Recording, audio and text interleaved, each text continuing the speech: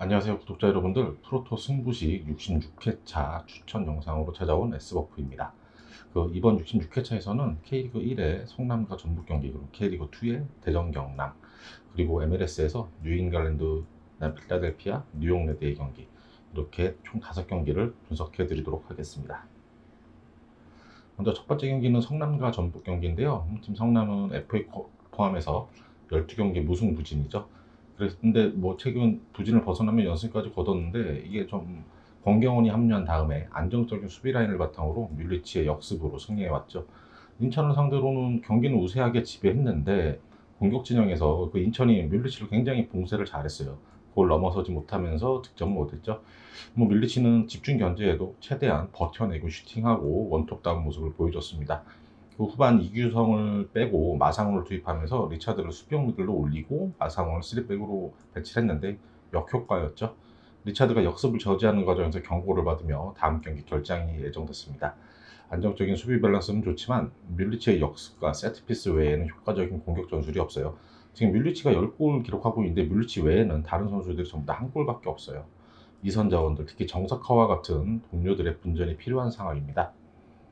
원정팀 전북입니다. 3연승의 상승세죠. 새롭게 합류한 선수들이 팀에 녹아들며 닭공을 넘어선 화공을 선보이고 있죠. 광주, 서울을 상대로 2경기 연속 3골을 터뜨리며 확실한 공격력을 과시하고 있죠. 특히 문선민과 송민규가 합류하고 한교원, 김보경이 부상에서 회복하면서 공격 진영의 짜임새가 너무나도 좋습니다. 중원에서 백승호를 중심으로 최영준이나 이승기, 이런 선수들을 공격적인 선수 혹은 수비적인 선수를 상대팀에 맞춰서 배치를 하죠. 지난 서울과의 경기에서는 페널티킥, 그 다음에 상대의 절묘한 헤딩 실점으로 2실점하긴 했는데, 이 홍정우를 중심으로 한 수비 밸런스도 굉장히 뛰어납니다. 공격 진영에 뛰어난 선수들이 너무나도 많은 만큼 누가 나서도 언제든 다득점 경기가 가능한 상황이 됐죠. 스타일도 다양한 만큼 상대 수비 전술에 따라서 선발 명단을 배치를 할 것 같습니다. 객관적 전력 차이가 너무 큰 경기, 그리고 성남은 최근 팀의 상승세를 함께했던 리차드가 경고 누적으로 나설 수 없죠. 뮬리치의 역습으로 성남이 득점을 할 수 있겠지만, 전북의 공격력을 제 아무리 성남의 수비 밸런스라고 해도 막아내기는 좀 벅차 보입니다. 주중 경기까지 치른 성남, 체력적인 소모도 컸죠. 전북을 상대로 이변을 연출하기에는 어려워 보입니다. 오히려 지금껏 버텨왔던 성남의 수비 밸런스가 깨지며 다득점 경기가 나올 수도 있죠. 이 경기는 성남의 패, 그 다음에 오버, 이렇게 예상하고 있습니다. 두 번째 경기는 K리그2의 대전과 경남의 경기인데요. 먼저 홈팀 대전은 주춤했던 대전이지만 상승세가 최근에 굉장히 매섭죠. 김천, 서울 이랜드에게 2연패를 당한 후에 최근 4승 1무로 고공행진입니다.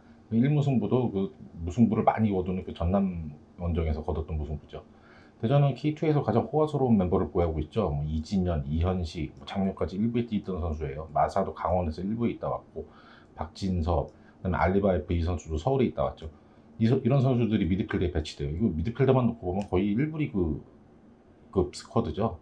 이번 경기 팀의 주장이자 중심 밸런스를 잡아주는 박진섭이 퇴장 징계로 못 나서는데, 최근 센터백으로 출전했던 만큼 김민덕이나 이지솔, 이런 대체 카드가 충분하죠.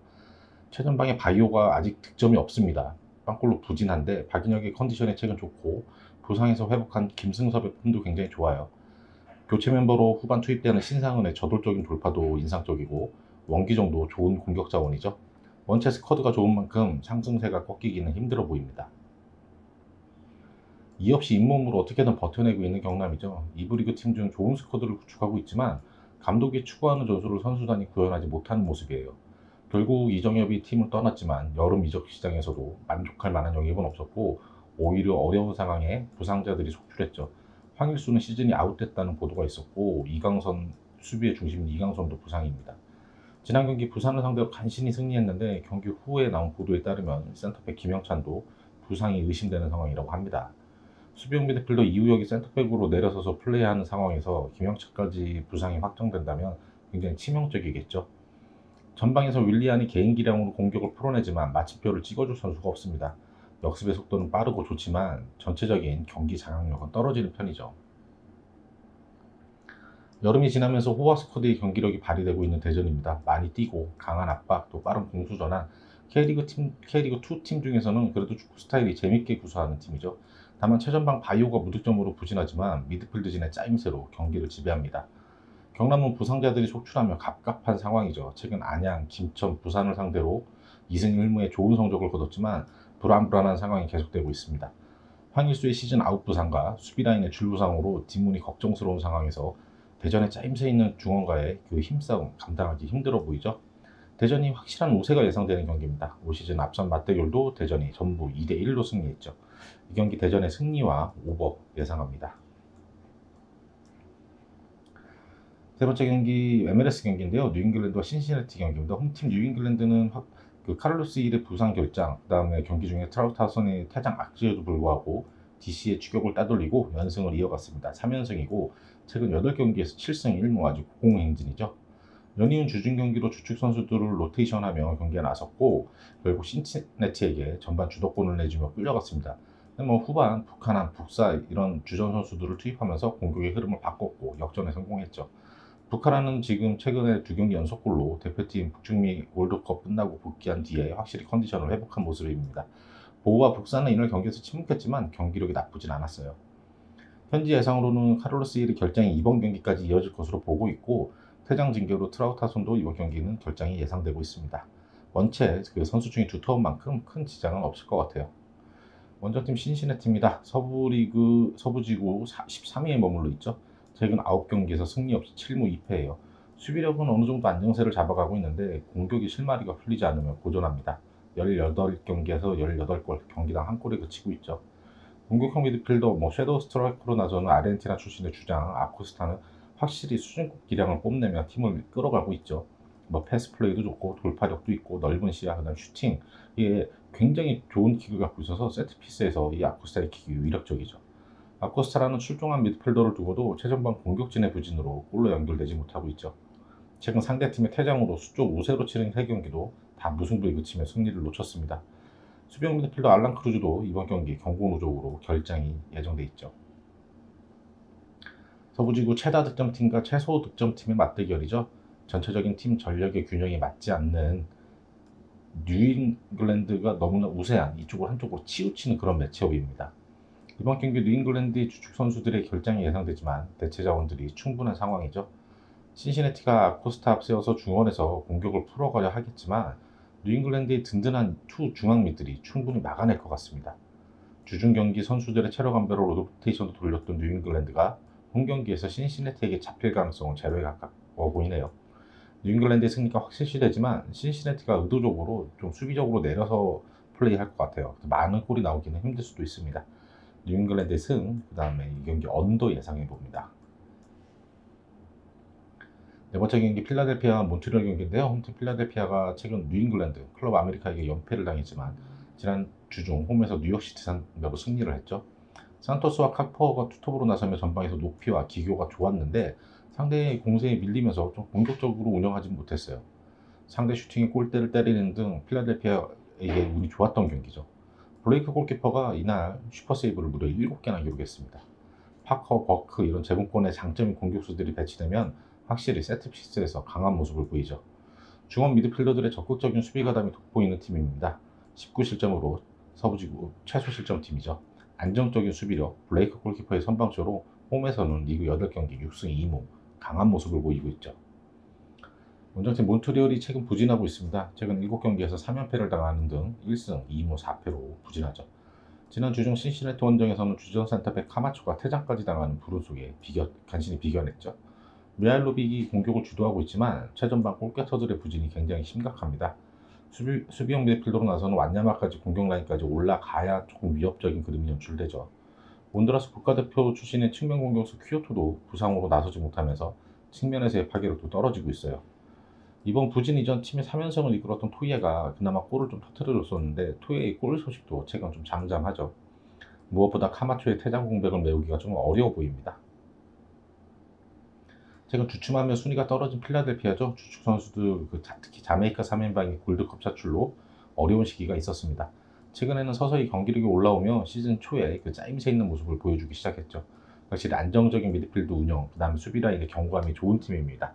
전반 골게터들이 최근 부진했지만 카퍼, 버크, 산토스 모두 한방 능력이 있죠.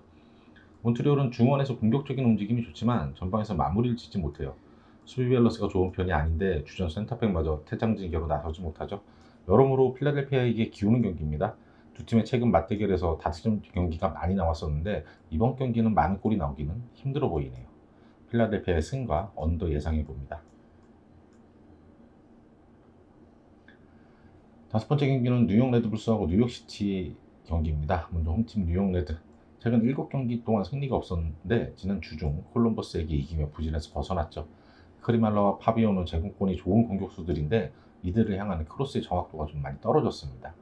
왼쪽 풀백으로 나서던 그 톨킨이 중원으로 자리를 옮겨서 플레이하는데 중원에서도 굉장히 좋은 모습을 보여줘요. 콜럼버스전에서 날카로운 침투에 이은 오른발 슛으로 결승골을 뽑아냈죠.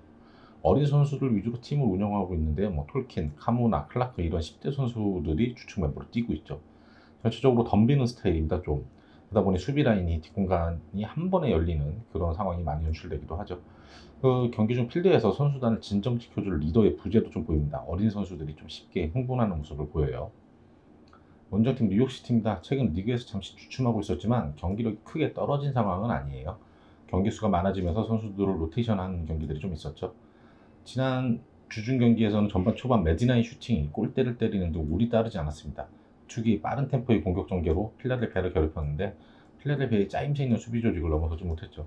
상대 골키퍼가 무려 슈퍼세이브를 7개나 기록했던 경기입니다. 상대가 의도적으로 내려서며 수비적으로 나섰고 결국 스피드와 간결한 패스로 뚫어내려 했는데 그 벽을 넘지 못했습니다. 뉴욕시티가 못했다기보다는 이 경기 필라델피아의 수비 밸런스가 너무 좋았죠. 공격적으로 좋은 선수들이 많은 만큼 금세 회복할 것으로 기대하고 있습니다. 객관적인 전력에서 뉴욕시티의 공격력, 특히 빠른 공격 전개와 패스 플레이, 침투를 뉴욕 레드가 막아내기엔 좀 벅차 보입니다. 두 팀의 최근 맞대결 전적을 보면 뉴욕 레드가 홈에서 4연승을 거두며 강했는데 이번 경기에서는 이 연승이 깨질 상황이죠. 어린 선수 위주로 구성된 뉴욕 레드는 빠르고 많이 뛰긴 하지만 쉽사리 덤비며 수비 라인이 한 번에 벗겨지는 등 경기장 안에서 팀의 중심을 잡아줄 그런 리더의 부재가 보입니다. 모랄레즈의 그 노련한 경기 운영을 뉴욕 레드의 젊은 피들이 감당하기 힘들어 보입니다. 뉴욕 레드의 패배가 예상되고 이 경기 다득점 경기도 가능한 상황입니다. 뉴욕 레드의 패, 그 다음에 오버 예상해 봅니다. 이상으로 저희가 이번 회차 추천 픽 이번에는 두 경기, 세 경기 이렇게 쪼갰는데요. K리그 경기는 이 성남의 패, 그 다음에 대전의 승 이렇게 따로 쪼갰고요. MLS 경기, 뉴잉글랜드, 그 다음에 뉴욕 레드의 패, 필라델피아의 승 이렇게 분석했습니다. 구독자 여러분들 저희 분석 참고하셔서 좋은 선택, 좋은 픽 하시길 기대하겠고요. 저희는 다음 분석 영상으로 다시 찾아뵙도록 하겠습니다.